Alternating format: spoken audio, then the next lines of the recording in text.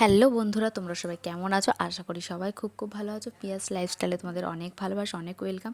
তো সপ্তমীর দিন বেরিয়ে পড়েছি ঠাকুর দেখতে, আর আমার ছেলে তো প্রচণ্ড ঘুম পেয়েছিল, সে কারণে ঘুমোতেই গেছে। তো গিয়ে দেখো বাবার কোলে উঠে পড়েছে, আর বাবার সাথে গেলে আমার কোনো আর চাপই থাকে না, কারণ সারাক্ষণ ওর বাবা নিয়েই ঘোরে। আর আমি একটু একটু নিই, যখন আমার কাছে একটু আসার বায়না করে তখনই, কিন্তু বেশিরভাগ সময়ই ওর বাবার কাছেই থাকে।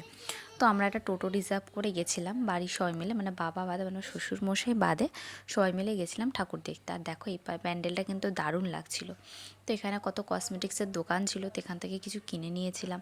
তো তারপরে আমরা কিন্তু হাঁটতে হাঁটতে ঢুকে পড়ছি ঠাকুর দেখতে।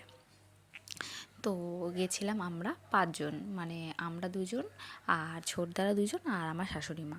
তো গিয়ে একটু ঘোরাঘুরি করার পরে খিদে পেয়ে গেছিলো, ঘুগনি খেয়েছিলাম, আরও অনেক কিছু খেয়েছিলাম, কিন্তু সেগুলো এখন আর মনে পড়ছে না।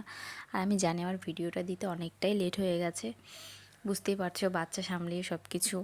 সপ্তমীর দিন ঠাকুর দেখতে যাওয়ার একটাই কারণ ছিল, অষ্টমীর দিন যেহেতু চলে যাব, সে কারণে সপ্তমীর দিনে ঠাকুর দেখে নিয়েছিলাম। তো ব্লগটা কেমন লাগলো অবশ্যই কমেন্ট করবেন।